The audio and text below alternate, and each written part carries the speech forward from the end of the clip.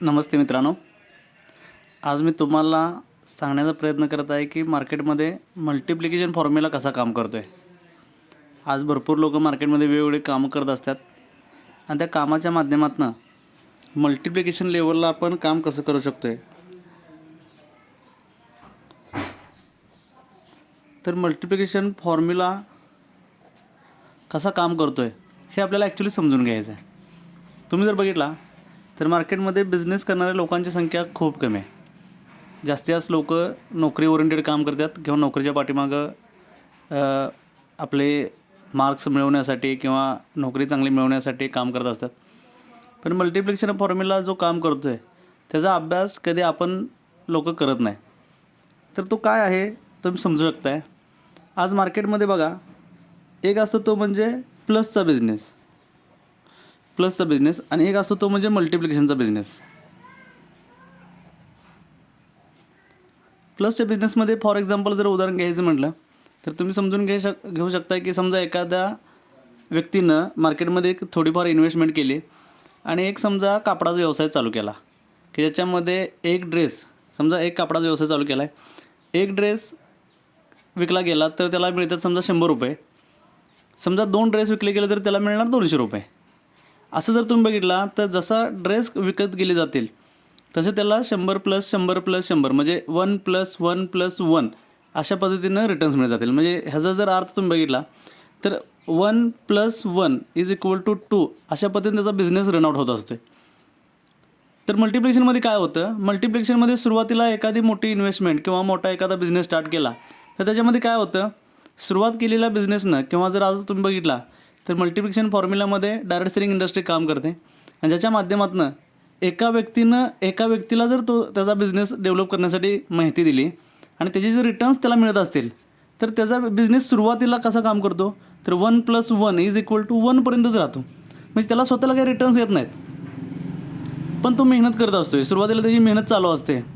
काही दिवसानंतर काय होतं की हा फॉर्म्युला नेक्स्ट स्टेजला जातो. नेक्स्ट इयर असेल किंवा काही कालावधीनंतर स्टेज सेकंड बदलते. त्यावेळेला काय होतं तर प्लसचा बिझनेससुद्धा जो मार्केटमधला मी कपडाचा व्यवसाय उदाहरणार्थ सांगितला होता त्याच्यामध्ये सुद्धा ग्रोथ होत जाते. तेसुद्धा आपण ग्रोथच पकडलेलं आहे, फेल्युअर आपण पकडलेलं नाही. तो पार्ट सोडूनच आपण बोलतो आहे.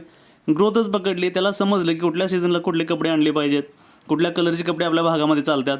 ह्या सगळ्या गोष्टींचा अभ्यास केल्यानंतर त्याचा बिझनेस सेकंड स्टेजला पोचतो 2 + 2 मध्ये = 4 पोचतो तो 4मध्ये. म्हणजे 2 + 2 जातं बरोबर 4पर्यंतचा बिझनेस पोचतो, जिथे की आपण त्याची ग्रोथच पकडलेली आहे. मल्टिप्लिकेशनचा फॉर्म्युला काम काय करतो तर मल्टिप्लिकेशनच्या फॉर्म्युलामध्ये काम काय होतं की 2 × 2 = 4.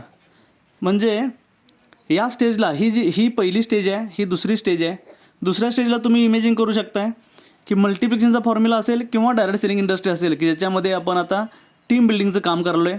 आपल्यासाठी काही लोक काम करण्यासाठी रेडी व्हायला आहेत. ज्याच्यामध्ये जर तुम्ही बघितला तर त्याच्यामध्ये सुद्धा ग्रोथ पकडलेलं आहे, याच्यामध्ये पण ग्रोथ बघितलेलं आहे. ह्याच्यामध्ये सुद्धा एज्युकेशन घ्यायची गरज होती.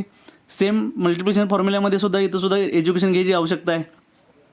थर्ड स्टेजला काय होतं की ह्यानंसुद्धा कष्ट केलेलं आहे, ह्यानंसुद्धा कष्ट, दोघंही कष्ट करतात मार्केटमध्ये, ज्यांच्या पद्धतीनं मार्केटमध्ये कष्ट चालू आहे. थर्ड स्टेजला जातो प्लसचा बिझनेस 3 + 3 मध्ये की ज्याचे रिझल्ट्स मिळतात = 6 पर्यंत.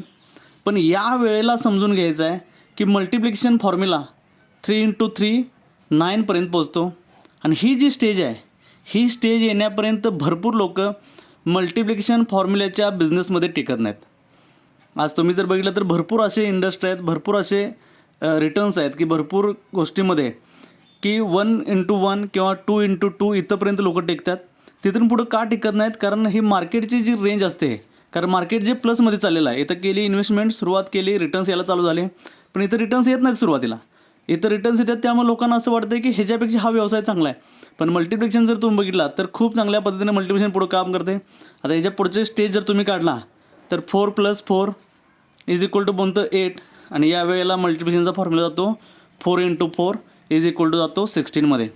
या ज्या स्टेज नंतर वाढत जातात, या स्टेजचं इमॅजिनेशन आपण करू शकत नाही.